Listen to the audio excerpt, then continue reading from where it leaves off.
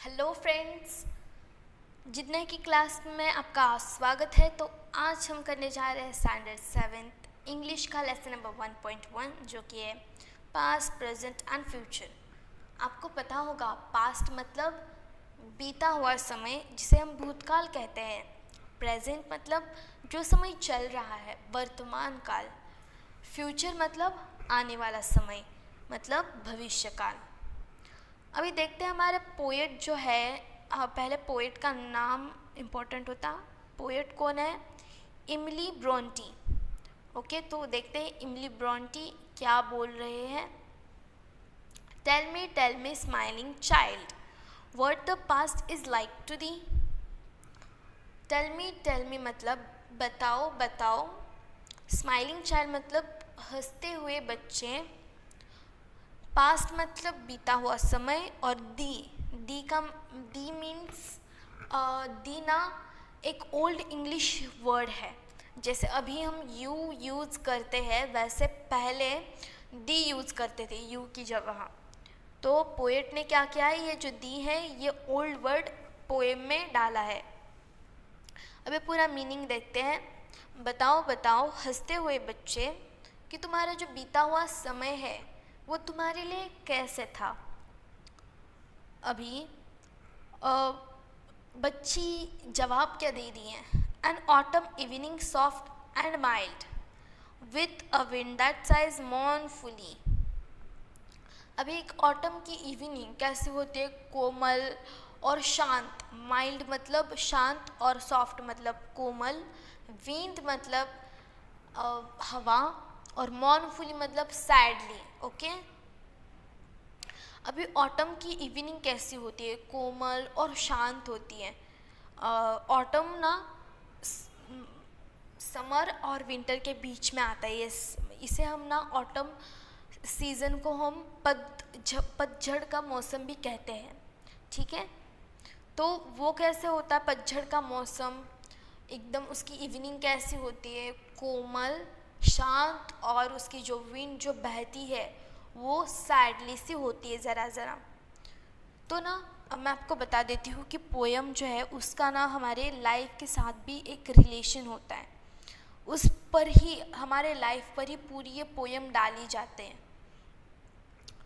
तो इसमें अगर हम लाइफ से कंपैरिजन करें इसका, तो इसका मीनिंग क्या होता है कि जैसे कि जब हमारे पास में कोई गलत चीज़ हो जाती है, जैसे कि अगर हाँ आपको पेपर में अगले साल कम मार्क्स मिले तो आप सैड हो जाते हो कि मुझे कम मार्क्स मिले थोड़े से, और आप उसी बात को लेकर दुखी होते हो, सैड होते हो, मॉर्नफुली होते हो।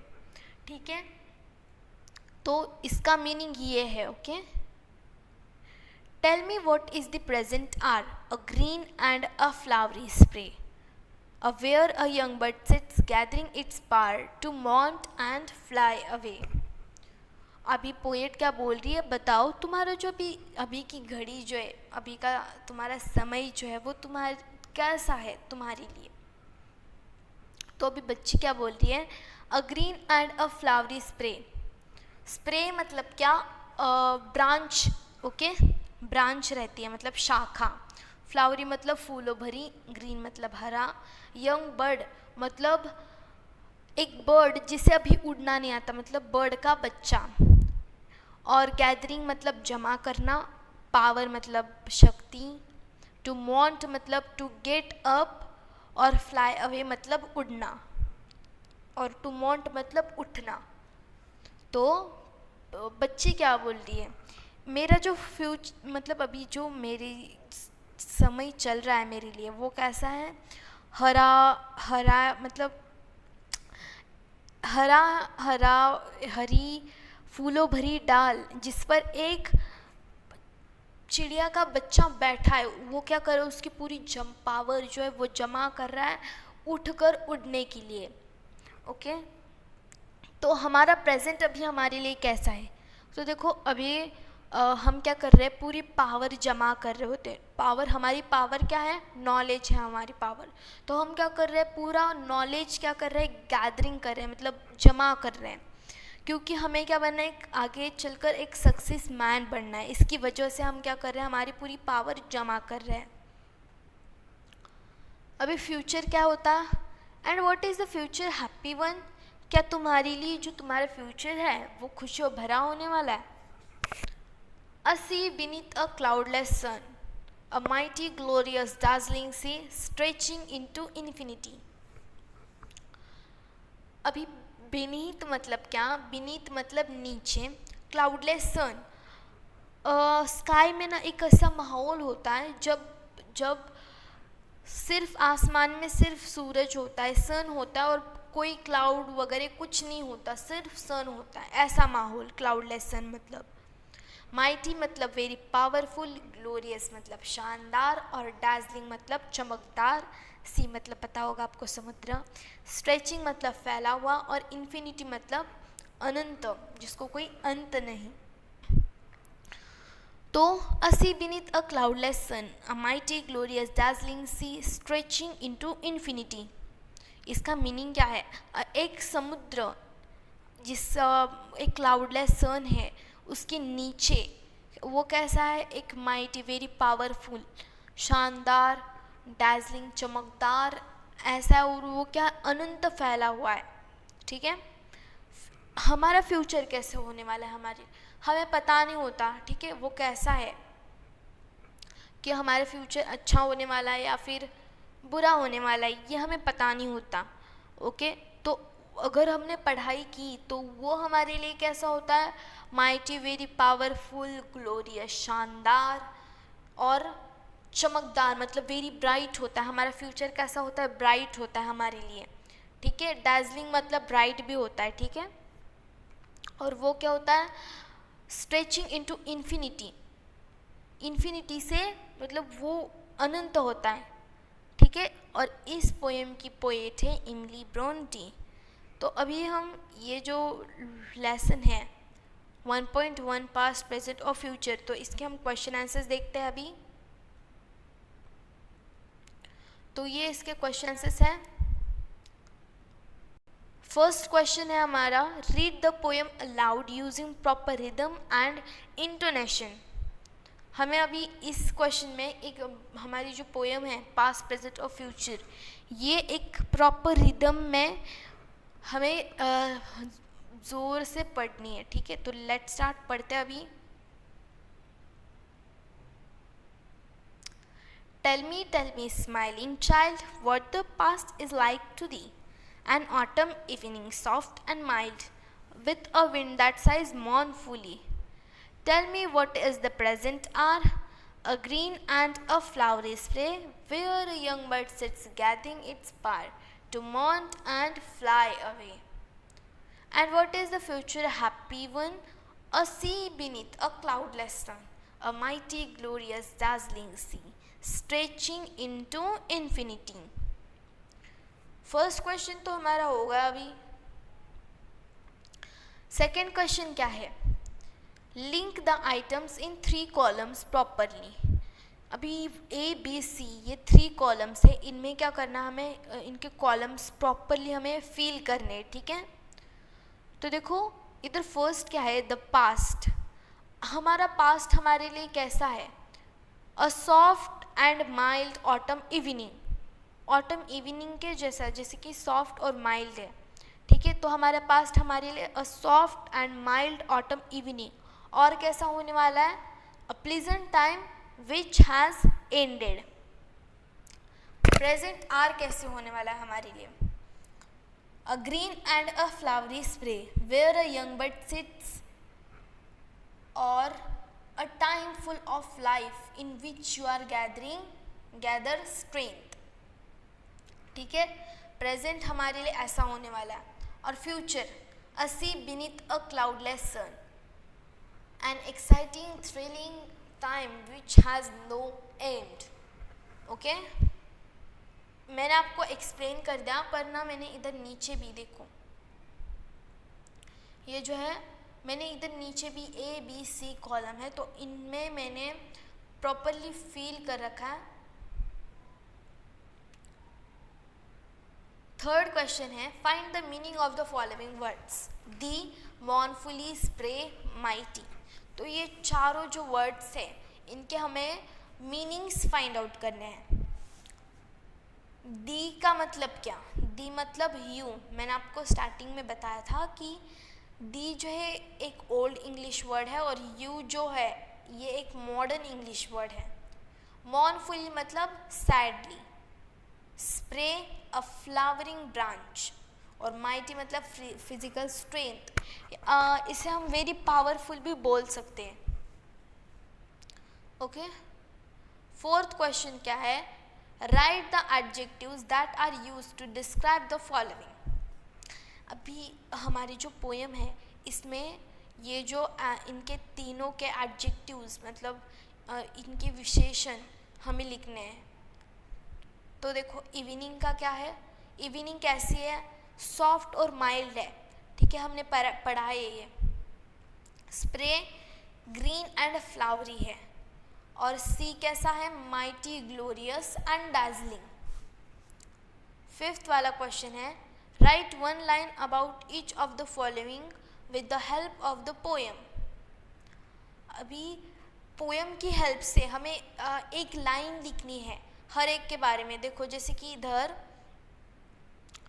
विंड इन ऑटम इवनिंग, अभी ऑटम इवनिंग की जो विंड है वो कैसी होने वाली है? यंग बर्ड स्प्रे पर है, और द सी ये कैसा है? ये हमें क्या करना है? फाइंड आउट, मतलब पोएम की हेल्प से हमें ये लिखना है।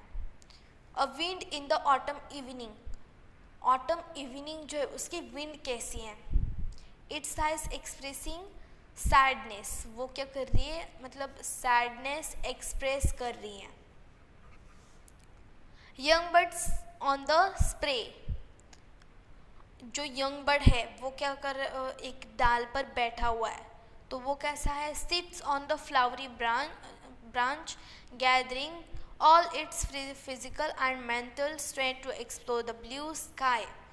वो क्या अभी एक फ्लावरी ब्रांच पर बैठा है, वो क्या कर रहा है? उसकी जो फिजिकल एंड मेंटल स्ट्रेंथ है वो जमा कर रहा है, क्योंकि उसे क्या करना है? ये जो ब्लू स्काई है वो क्या करना है? उसको एक्सप्लोर करना है। द सी कैसा है? Vast in the sea beneath the cloudless sun and it stretches endlessly, it displays mighty, glorious and dazzling beauty। तो वो क्या है? सी एकदम वास्ट है और वो क्या है? क्लाउडलेस सन के नीचे है, और वो अनंत मतलब एंडलेसली, उसका कोई अंत नहीं, ऐसा वो फैला हुआ है, और वो माइटी, ग्लोरियस और डार्जलिंग भी है, और ब्यूटी भी है उसको, ठीक है। ये लैंग्वेज स्टडी देखते हैं। फिर अ स्माइल, या फिर आपको ना इधर अगर ये मैं पढ़ा देती हूँ, पर आपको अगर पढ़ने का मन नहीं है तो इधर इसका आंसर भी है, तो आप ये भी लिख सकते हो। A simile is an imaginative comparison of two different things which have something in common. A simile always includes the words as or like. For example, as tall as a tree, as lovely as flower.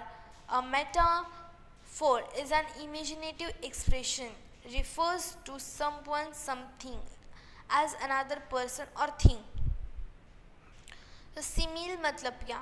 Simile मतलब देखो two things का, दो अलग अलग things का हम क्या कर रहे होते हैं?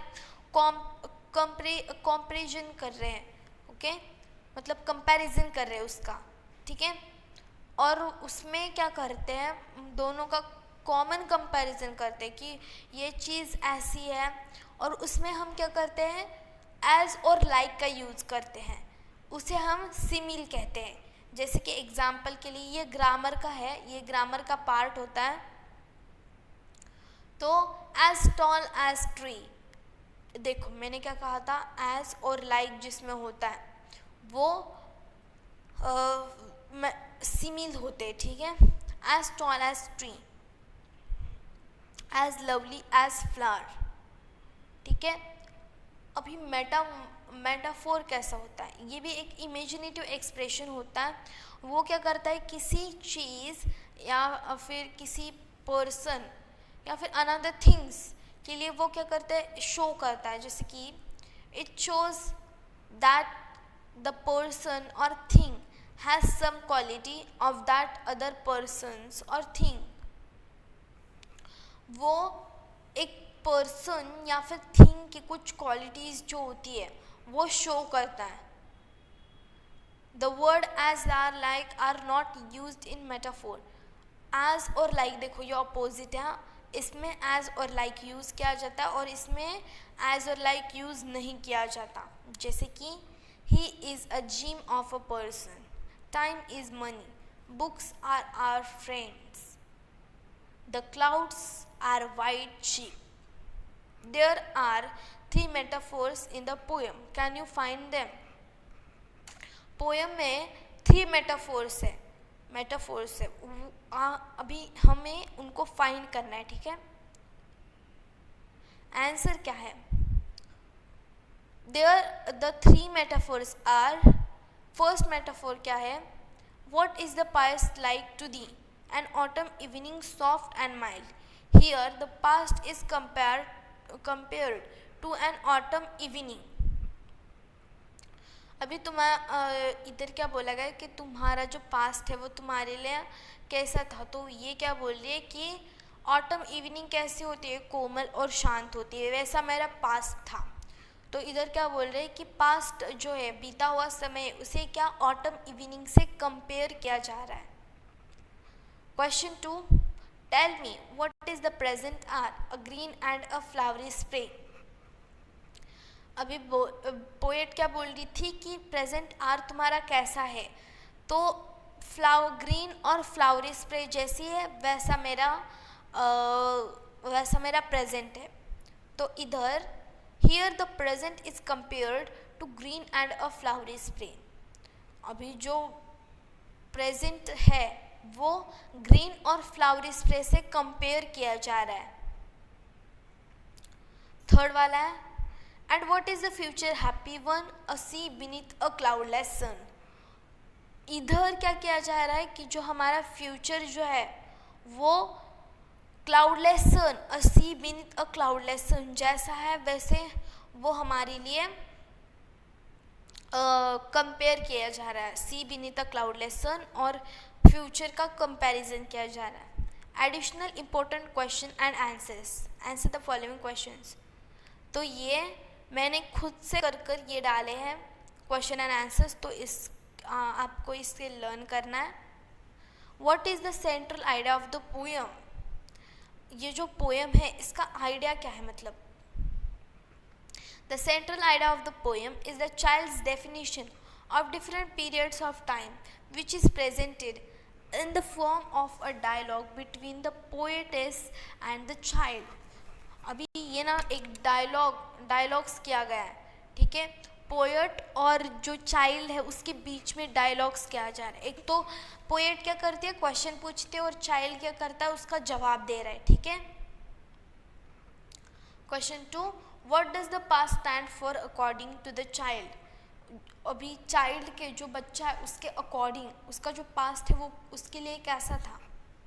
According to the child the past was a pleasant time but they are moments which can not be revisited as they would be never return back.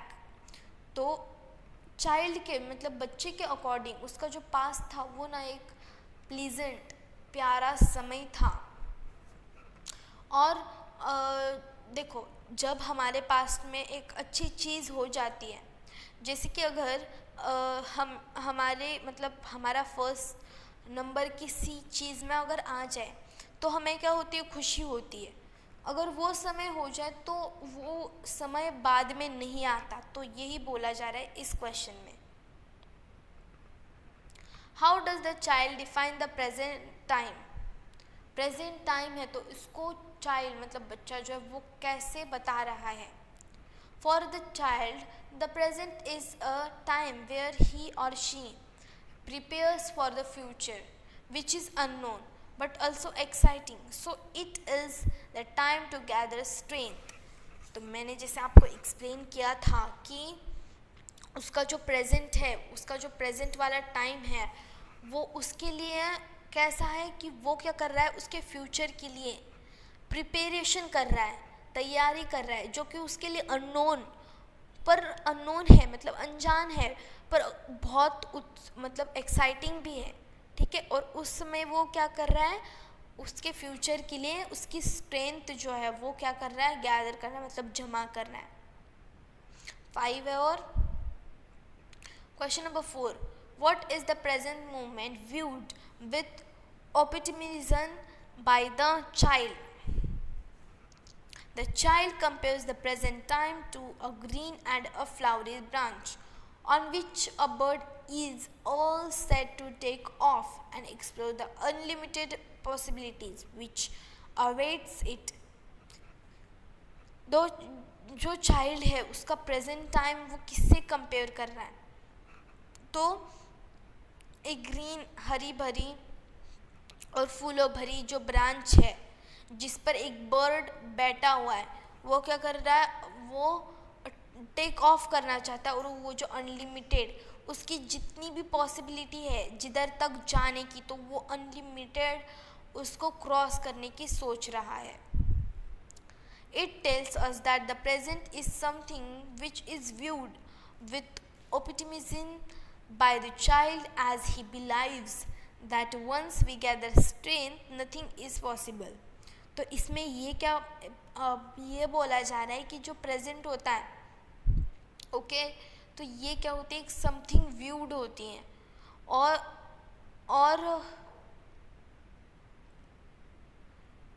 तो उसमें क्या करता है, वो उसकी जो पूरी स्ट्रेंथ है वो गैदर कर रहा है, और उसको ऐसा लगता है कि नथिंग इज इम्पॉसिबल, कोई भी चीज़ इम्पॉसिबल नहीं है।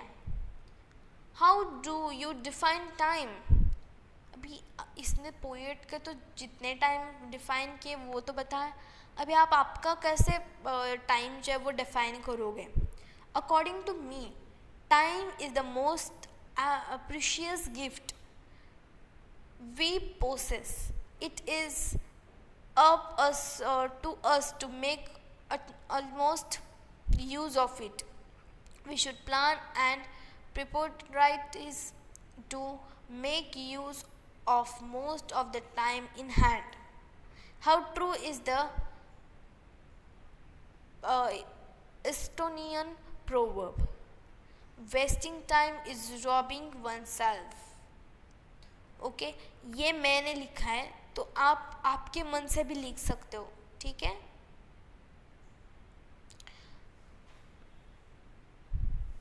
Question number 1, fill in the blanks with any 4 describing words from the extract. तो ये फील किए, ठीक है। Describing words green, soft, young और mild. Question number 2, choose the correct alternative and complete the sentence for the child in the poem that past was. हमें अभी correct alternative choose करने हैं, और हमें क्या करना है कि जो बच्चे के लिए जो पोएम में जो पास्ट था वो कैसा था ये हमें शो करना है। तो फर्स्ट अ प्लीजेंट टाइम और सेकंड an unpleasant experience. इसका आंसर क्या है, for the child in the poem the past was a unpleasant time. अभी जो पोएम में जो बच्चा है, ठीक है, उसके लिए जो उसका पास्ट है वो एक प्लीजेंट टाइम है, ठीक है। Complex factual questions. Question number 1, what is the theme of the poem? The theme of the poem is about and the child's definition about the different periods of time. Question number 2, how is this poem presented? Answer, this poem is presented as dialogue between the poetess and a happy child. Question number 3, what is the one characteristics of the past? which is impressed in the poem.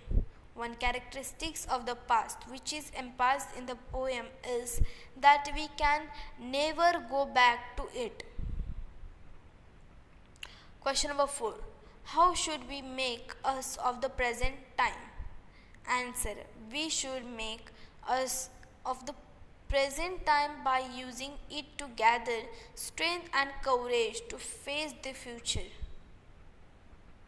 Rewrite the metaphors and similes. Question number 1. The past is an autumn evening, soft and mild. The past is like an autumn evening and soft and mild. The present hour is green and flowery spray. The present is like a green and a flowery spray. The future is a sea beneath a cloudless sun.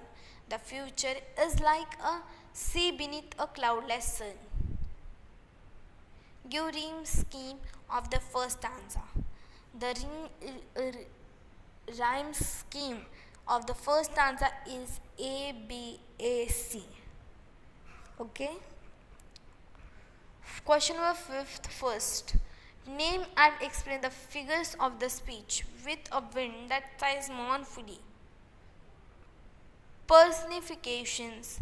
Wind is given human qualities. What the past is like to thee. An autumn evening, soft and mild. Answer. Smell. Direct comparison of the past with a comparison of the past with an autumn evening. Formative assessment. Complete the following stanza to compose a poem on the topic the time gone. Past, present, future, introduction. Okay तो ये introduction है. Past, Present, Future, written by Emily Bronte, is a dialogue between the poetess and a happy child. They discuss what each period of time means to the child. A child with the ability to see beauty and optimism around it. The poetess Emily Bronte begins the poem by asking a happy child what the past is like to him or her. In response, the child compares the past as an autumn evening, which is soft and mild with a sad wind sighing in the background. It responds to the query about the present hour. The child compares it to the pleasant green and a flowery branch where in a young bird gathers courage and power to mount and fly above the sky.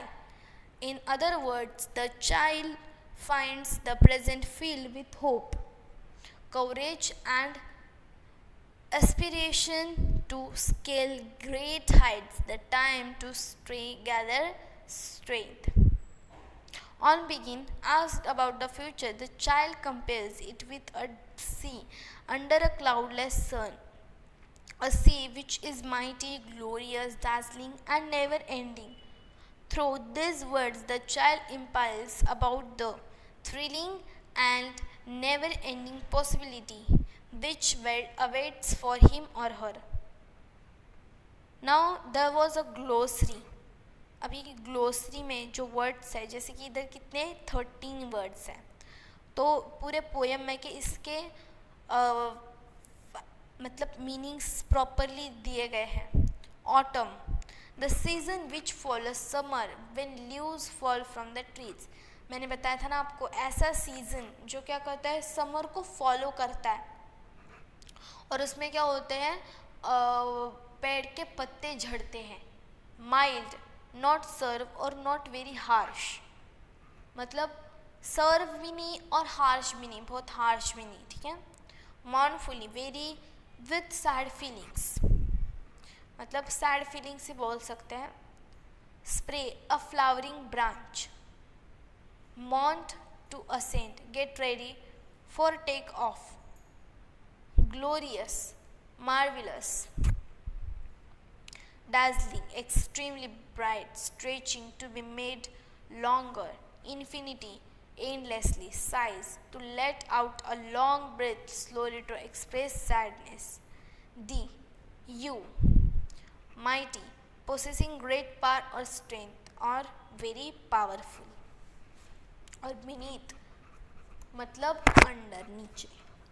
तो अगर आपको मेरा video अच्छा लगा हो तो like share and subscribe to my channel और bell icon दबाना ना भूले, ताकि हमारा जो आने वाला सेकेंड लेसन है इंग्लिश का या फिर अदर सब्जेक्ट्स का, तो उसका आपको लिंक मिल जाए. तो आप क्या करो, बेल आइकन दबाइएगा, जिससे कि हमारे आने वाली वीडियो की नोटिफिकेशन आपको जल्द से जल्द मिल जाए.